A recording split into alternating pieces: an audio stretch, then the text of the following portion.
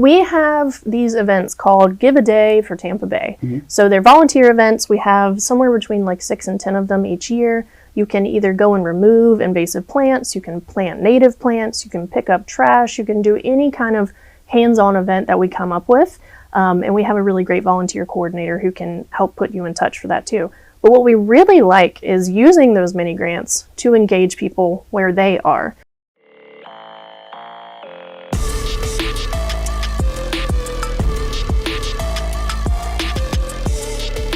Hello and welcome to On the Grid. My name is EJ Moreno, and on this show, we spotlight people who make the Tampa Bay area even better than it already is. My guest today is amazing. She does some amazing work for our community. We have Jessica Lewis, the Community Projects Manager of the Tampa Bay Estuary Program. Girl, I've had to learn the word estuary today. You have taught me something new. Say it 5 times fast. I will not do that Okay, because yeah. All right, this is right. recorded, but thank you so much for joining me. I am just so excited. You've been such a delight to talk about, and I'm curious because this is such an interesting world that you're diving into. Tell me a little bit about what you do and how you got involved with the Tampa Bay Estuary Program. Well, let's back up. And do you know what an estuary is? I do not. Okay. Google has only helped me this much. It's water. It is mostly water. Mostly Go water. on. Yeah. Explain to all the people at home who have no idea. Not me. An estuary is brackish water. So fresh water and salt water mixes together. In the Tampa Bay Estuary, the fresh water comes from Hillsborough River, Manatee River, Alafia River. There's a few others. And mixes with the Gulf of Mexico. It comes into Tampa Bay and creates the estuary. So a really poetic way to think about it is where the rivers meet the sea. Oh, that is really, honestly, that is a perfect description. Living in Florida, we've seen them forever. You know, anywhere you go, it is kind of obvious to see this. I also like that you called it the Gulf of Mexico. We're keeping that. We are keeping that as the name. Yeah. But, okay, how did you end up here? What is your, as someone who's a native Floridian, I'm always curious of how people end up in the Tampa Bay area. And just tell me a little bit about your background. So I grew up in North Carolina on the coast, and I volunteered doing sea turtle rehab. So I already just had this passion for the environment. And I went to school in South Carolina. I started as a creative writing major, actually, one semester. Okay. And then I was like, JK, I'm going to do science. So I changed it up. I did marine biology.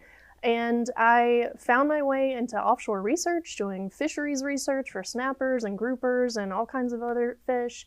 Harmful algal blooms from there, a lot of different stuff. Sonar mapping, which actually is part of what brought me down here to Florida. I was working for a lab in Beaufort, North Carolina. So many different marine science organizations there. And I was tired of the cold because, believe it or not, it gets really cold in North Carolina. I stayed in Fayetteville for a little bit, so I understand. It can get way colder than I thought the South can get. Yep, and especially because we were like pretty much the Outer Banks. Like, it does not snow, but it does ice. Ooh. So after 2 ice storms and our lab being shut down for a couple of times, I was like, I'm done with this.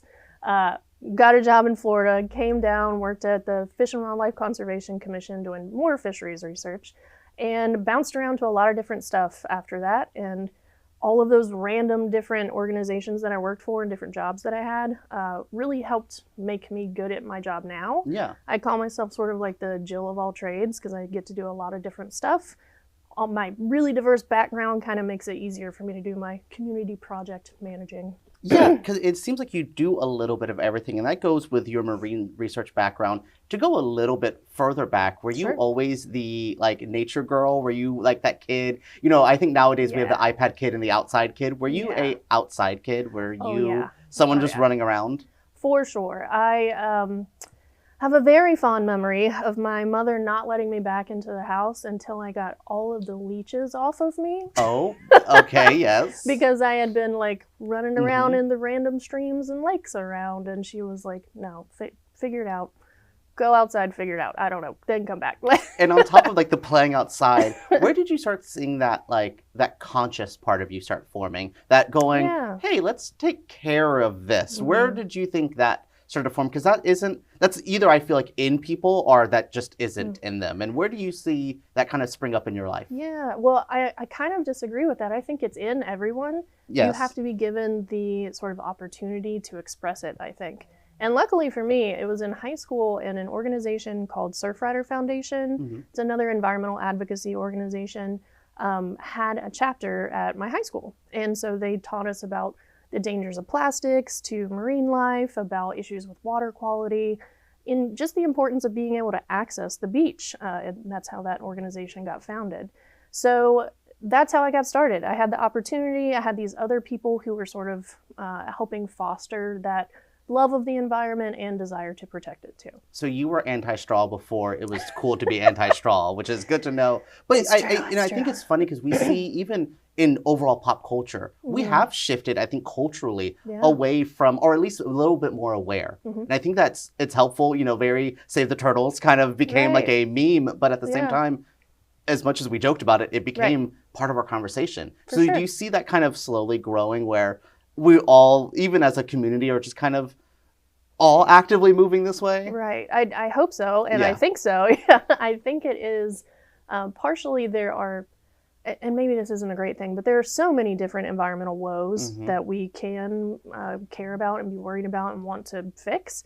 So it gives people the opportunity to connect with what they care about. Yeah. So I do think that we have a lot of opportunity, whether for good reason or not, to make things better. And what I try to remind people, because they think like climate change. That's such a big concept and word. Right. And that's not fun to think about because it gives you a little bit of existential crisis, which is great. But it does, I like to remind people every little thing you do does matter. It's easy to say, sure, 100 corporations are like the cause of the majority of climate change, but that doesn't mean that we can't also reduce how much we drive or use electric vehicles to reduce our emissions.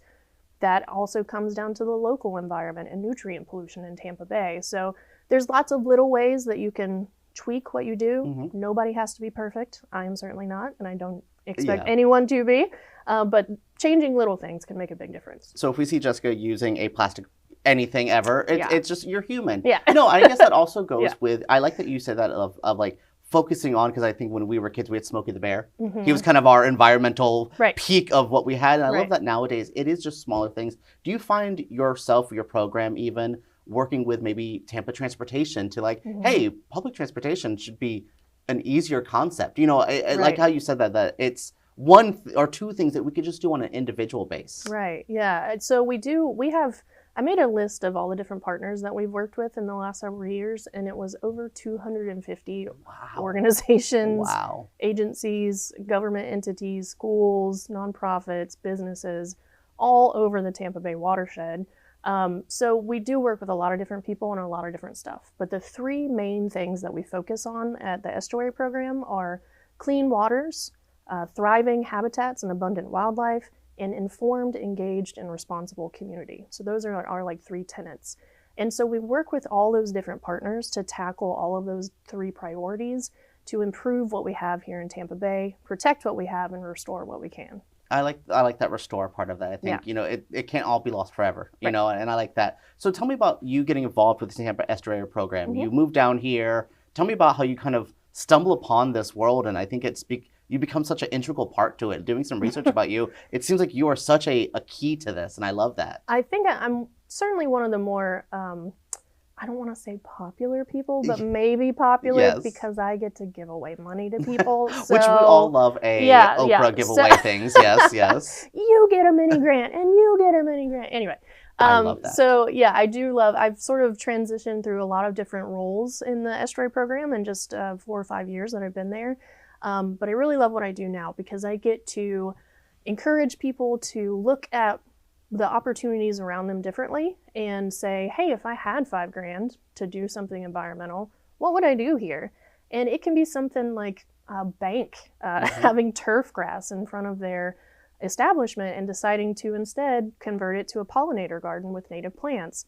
It could be some sort of school doing a field trip and taking kids out to seagrass meadows to snorkel and see stingrays and sharks and crabs and fish and everything they haven't seen before. Don't be scared. I see that look on your face. No, I did a thing when I was a kid in 5th grade called Nature's Classroom. Yes. Where we went into the Hillsborough River, and that was I remember like a defining moment of my childhood of going, oh, we are all connected. It was very like, I felt Right. Pocahontas, like we're all very Yeah. connected and everything. Yeah. Colors of the wind You and can all see that. the colors in the wind. Yeah, and I Right, think right. that was such a key. So I love that you bring up stuff like that. That again, it could start little, Yeah. it could start big, but there's always a time to do it. Yeah. So you guys are the Estuary Program. You do a lot there, but you Yep. also do some of the Bay mini grants, which we have received one at TBCN. Yeah. So tell us a little bit about the mini grants, maybe how we can get a company can get on your radar, an organization. Tell me a little bit about this program. Sure. So the mini grants were founded in the early 90s, which is actually when our program was founded too.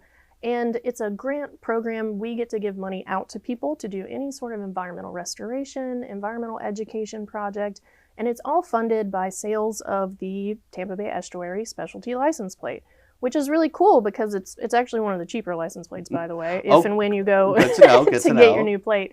But so many people buy into this literally, and we get to give that money back to the community, which is really cool. So these grants come around every year. You apply roughly September every year, and then the project is 1 year. So we just finished reviewing all of our applications. We're going to make some funding recommendations in the next couple of weeks. And then we're going to tell the projects that they can get started in January. So there's going to be 20 to 30 different projects each year that do some sort of environmental project right in their own backyard in some way. That's just amazing that you guys are able to kind of give people that little push. And maybe, again, a company or an organization that didn't know that they could do that, you give them that, and you're like, here's this a way of going in it. So you kind of tie me in perfectly to the tarpon tag. Yeah. Tell me a little bit about where to find these tags, how to get them, because first off, this is adorable. As someone who, I love the vintage tags and I love this one. These are my two favorite tags I've ever seen. Now, tell me a little bit about this program, and it seems to be able to fund some of the other things as well. Yeah, so if you have lived in Florida any amount of time, you know that we have a ton of quote-unquote vanity tags. So each of those license plates, the sales from those license plates go to something. For universities, sometimes it's a scholarship fund. For other organizations, it's a grant fund. And for ours, it's a grant fund. So you can buy this from the DMV. Whenever you get your new tags, you can actually request to change your license plate. And then you just go ahead and slap it on your car. And then you're one of the really great supporters of the Tampa Bay Estuary. How else can we support the Tampa Bay Estuary? Like, tell me a little bit about how else we can reach out to you guys, how else people can do it. Because I'm sure people are going to hear this and go, ooh, I want to be involved in this. Yeah, it's just even small community effort. Be one of the cool kids. Absolutely. People who are helping save the world. Yeah. We have these events called Give a Day for Tampa Bay. So they're volunteer events. We have somewhere between like 6 and 10 of them each year. You can either go and remove invasive plants, you can plant native plants, you can pick up trash, you can do any kind of hands-on event that we come up with. And we have a really great volunteer coordinator who can help put you in touch for that too. But what we really like is using those mini grants to engage people where they are. So think about your own neighborhood association, the small business where you work, or the nonprofit that you volunteer with. It does not have to be environmental. I love working with totally non-environmentally related organizations to help them understand that you are still part of the environment, even if you're a chamber of commerce, even if you're a community association, even if you're a video store or whatever it is.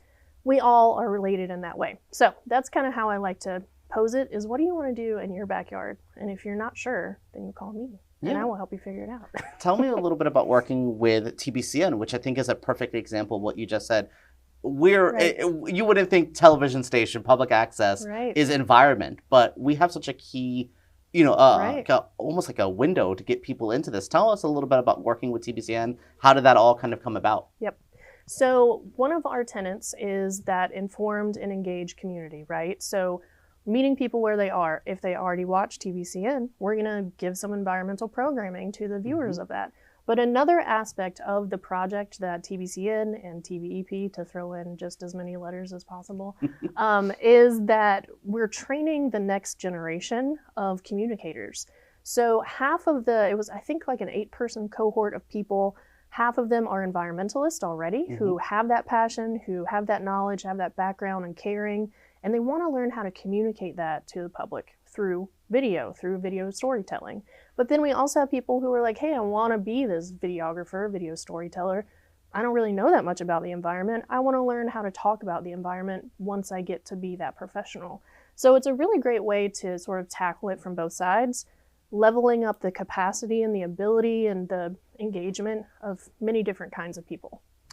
I just love that you gave that access, that platform for people to find their voice as well. Because I think, we see like the girl Greta, Right. our Greta Thunberg, our thing, Yeah. but you're like, okay, how do you get to that point? How do you want to be on camera? And I think that's, the environmental stuff, there's so many background people, but we also need people grabbing them in, doing an Instagram video, a TikTok of saying how awesome this is. Do you see that social media has been another access point for you guys as well? For sure, yeah. We haven't directly worked with influencers, though I kind of want to, and specifically like micro influencers, the people who only have like a few thousand followers, but those people are really engaged with this person. If that person talks about stormwater, nutrient pollution, how dog poop, you have to scoop it so it doesn't hurt the water quality, whatever it is, whatever that person cares about, we want to help them learn how to talk about it too. One of our most popular social media things that we do is an Ask Me Anything. So my boss, the assistant director, just goes on there and is like, hey, tell me what your questions are and let's talk about it. And people write in with all kinds of questions. So it's definitely a good way to engage with the community too. Oh, I love hearing that again, that you guys are just going down to just influencers. Again, even someone who is maybe, like you said, an animal influencer locally, just having them just do a little small PSA about picking up dog poop. It really is just so small, but it can really start triggering that in a lot of people's head. I love that you guys do that. So I heard you have an event coming up in December, which it happens yearly. Tell me a little bit about this coming up. We have the Debris Derby. So you need to find a friend with a boat. Okay. Or maybe just find someone with a boat and Oddly, be like, in hey. Tampa, that is not as hard as you would think. Like, I'll talk to a lot of people. I would go on dates and like, I have a boat. I'm like, okay. All right, let's do that. Yeah, sure, Dexter. Okay, I'm going on your boat with you at night. Great. Well, this is even better because you get to pick up trash together. So... Okay, that honestly kind of first date vibes. I like that. Tell me, so you pick up debris, and where do we pick this up at? Like, where do we go? I think there are 2 or 3 different locations, but you can look it up by just Googling Tampa Bay Debris Derby or internet searching, maybe not Googling specifically. Yeah. But, and it's every December, and you form a team, and you compete with other teams about how much trash you can pick up and remove it out of our estuary. I can't remember the amount that we picked up last year, but it was like an enormous amount of trash. Amazing. Like, we get one of those giant trash canister things and filled it completely up. And there's even prizes that you can get for like the weight of trash that you pick up, whoever gets the highest weight or the most unique item or whatever it is. So it's a really fun way to get out on the water and not get murdered. So yeah, no, absolutely. I love that you. I think the competition aspect's so fun. It it just gives it's that motivation. I think people forget like it can be fun to do this. Do you find your work as stressful as I'm sure it could be? Do you still have fun with this? Oh, I think that's absolutely. something I'm always hoping. Yeah. Every job, major, I've talked to DNA people, I've talked to this. Yeah. I'm always like, are you still having fun? Are you still having fun with this? For sure, for sure. I would not be able to do the job that I do if I didn't like what I do. There's this thing called eco-anxiety, which is a really major problem, especially with professionals in my field, where you know just how bad some of the things are, but I literally couldn't keep doing this job if I didn't have hope about it getting better, if I didn't have inspiration from the people who live around Tampa Bay in changing behaviors and doing better in the future. And I do definitely have fun with it. I love going snorkeling, I love swimming and paddleboarding, but also on the land. I love, well, you might not be able to call it hiking because it's pretty flat. Yes, yes. I will say walking. Yes, walking around woods and things. Right. Hillsborough County has the hiking spree that they do every year. It's also a competition, I think, where you hit so many trails within Hillsborough County. It's really cool. We have the Lower Green Swamp. We have these huge, beautiful seagrass meadows in Tampa Bay that are just chock full of all kinds of different life that you can imagine within the bay. And I also just love going to the beach too. Yeah, you kind of stole my next question from me, but where are these hidden gems that you see? I mean, I'm sure you've adventured to murky, brackish waters in the middle of nowhere, but you're like, but this is the most gorgeous place. Is there a place that you've noticed that you're like, this is a hidden gem here that you can maybe give some of our viewers hey, go here, venture here, protect this area? Yeah, I'm not going to tell you about the hidden gems. Yes, Then they no. wouldn't be hidden Of anymore. course. But I really think that you should use, most counties have the Parks and Recreation Department where they list all the different parks that they have. You would be surprised. There's like, I guess what they call micro parks, like in different communities. Some of them are right on Hillsborough River or on Alafaya River or right on the bay themselves. And you can just go right into the water, go snorkeling, like borrow a snorkel or don't even use one. It's fine too. Just go swimming.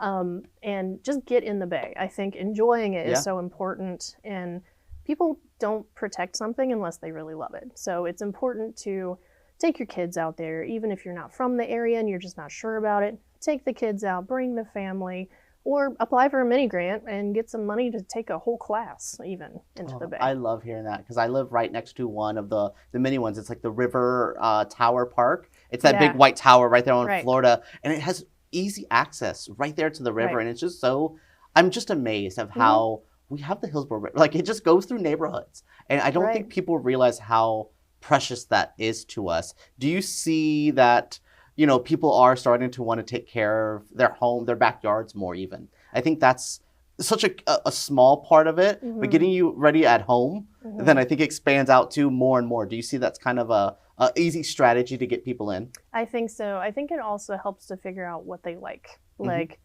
if I'm going and talking to a Boy Scout troop, I'm probably going to talk about dog poop because boys love talking about gross stuff. I have an 8-year-old stepson. Yeah, We are full poop and fart joke all day, every day, so yes. Yeah. When I do the Great American Teach-In with elementary school students, I take jars of preserved fish or, you know, sea urchins that are dried and preserved so they can actually see what is in the water that we're talking about. It's unfortunate that so many people have not actually had the opportunity to get into Tampa Bay, and I would love for more people to be able to do that. So it's helpful to give them something to tangibly connect to in some way. Whether, you know, I open a computer and have them look up their own address and find the park that's nearest to their own address so that they know that they can go there next weekend. They can be like, hey, mom, dad, parent, like, let's go do this thing. This random lady in my class today said that there's a park right over here. So I do feel like people protect what they love. They protect what they're familiar with. And so we just need to help people have that access to these really great resources that we have. We talked about this a little bit before, and I don't want to make you pick one of your favorite programs that you work with, but what is a program that you think, you know, besides like a TBCN that was a little outside of the box? Sure. Is there a program that you're like, I can't believe we stumbled upon X, Y, and Z and we've built this together? Is there one that comes to mind that you're like, oh, this random, you know, I work for the zoo or things like that? You know, is this random ones that you find that you're like, I can't believe we connected? Or is TBCN one of your strangest ones of like, oh, we got a TV station that wants to do stuff with us? TBCN isn't strangest, I think, but I do love the idea because it takes the community network's expertise of teaching people how to do these things, and it takes our expertise of the environment and just mashing them together to create something that's even better. But we do work with a lot of different small businesses, so we have some even business associations that are, for instance, the Grand Central District in St. Pete, or I want to say Latino Women's Chamber of Commerce, for instance. Those are some different groups that we either have worked with in some capacity in the past, or I think are going to be great partners in the future. And I really want people to think outside of the box. It doesn't have to be the marine biology class that goes on a marine biology field trip. You know? Yes, no, that's exactly what my question was. Like, how do you spark those ones that aren't the normal ones? And I love that you reach out for this. Is there something else the Tampa Bay Estuary Program works in? Like, what else do you guys do? We've talked about, you know, the tarp and tag. We talked about the mini grants. Is there another aspect of your job that you just enjoy and love doing? Yeah, sometimes I get to write like model policies, and we have a legislative review committee that we're a part of. It's not our committee, but it's the Tampa Bay Regional Planning Council. But I also get to just like go and talk to people. I think that's one of my favorite parts. I'd talked to the Native Plant Society the other night, Boy Scouts last year, you know, like all kinds of different people. But in-house at the Estuary Program, most of our staff are some sort of level of expert. So I'm much more of a generalist. We have a data science expert who his whole thing is open science. So open science is fair, it's findable, accessible, interoperable, and I don't remember what the R is because I always forget. But anyway, it means making data available to everyone so that it's not behind a paywall like so many peer-reviewed papers are. Yes. So we have a data science nerd, we have a fisheries science nerd, we have all these. We need those passionate nerds, and then you're like the nerd like conduit. You're like, please, Right. all of you guys, this is where you guys can go. Right. I love that. I love that you love talking with the community. Yeah. What keeps you motivated? What is your big motivation to keep doing this? I'm sure, like you said, sometimes you'll look outside and you're like, oh, great, the Earth's on fire. I love this day. But then what gets you past that to then want to continue on?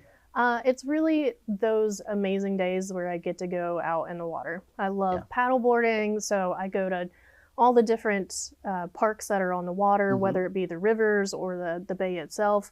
So getting outside is what keeps me going because I love it so much, and I love getting a tan, which I do not have right now, but bronzing as we say.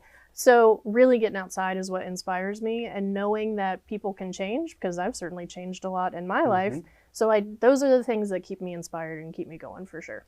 Just because this has been such an interesting conversation. What I love about this show is entering a world that I had no idea about. Literally didn't even know what estuary was before this interview, and then finding out more and just being like, your passion is infectious, and I can see why we have you as a community manager. I would put you out everywhere, and I think again, because you have this ability to make me go, oh, I didn't think about that, and I didn't think about that. Do you find that is a common thing where people go, I didn't know it was that easy? Yeah, that they don't know that small things matter, and also they didn't actually know that we have like orca in the Gulf of Mexico, for instance. Nobody knows that. So it's like when you learn these really cool things that you had no idea even existed, I think that really gets people going too, because they think, well, what else don't I know? I need to figure that out too. Like I didn't know that Manatee River used to be called the Oyster River, for example, until we over-harvested oysters, and now we're doing oyster restoration there. So it's like a whole historical piece and huge cultural piece to what we do too. None of the environmental stuff happens in a vacuum, right? Like there are people here. Like certainly we care about oysters and salt marshes and freshwater wetlands and cypress domes and all these really great habitats, but the people are here as well, and we need to think about that. So the cultural piece is a really big factor as well. I love that little added bonus, that cultural piece. So that's great. Now, fun question to end this off. What's your favorite marine animal? What is a animal that you just are like, manatees I know you have a special heart for, but is there just something that you're like I remember finding out about axolotls and being like, what is this thing that exists? What is just something that you just find or like, oh, I love this little weirdo? Okay, so in our office, we have different teams that we self-assign to. One is like #team bird, one is team mammal, one is team fish, one is team plant, blah, blah, blah, blah, blah. I am currently the only one on team bird, so even though I feel like I'm part of all of the teams, I'm sort of like holding down team bird. So I think I'm going to have to say the American oyster catcher. Ooh. Yeah, it's a weird little bird. They mate in pairs, and they have this long beak that looks like a bright red pencil, and they actually use that to open oysters and eat them out of there, and all kinds of other bivalves too. And they nest on many of our coastlines here in Florida, and we are losing the habitat where they nest, so we have to think about them as we think about our restoration opportunities too. Your answer was, I wasn't even expecting that, and you gave me something great. So thank you so much for speaking with me today. This has been such a blast. You've educated me so much. I want to go clean outside. Like I really like that. Great. I think that's the goal of speaking to you, is being like, I want to go do something more. So thank you guys. Beautiful. And thank you guys for watching TBCN. If you want to learn anything else about the Tampa Estuary Program, we'll have some information down below. Thank you guys so much for joining us on the show, On the Grid. My name is EJ Moreno, and tune in to our next episode.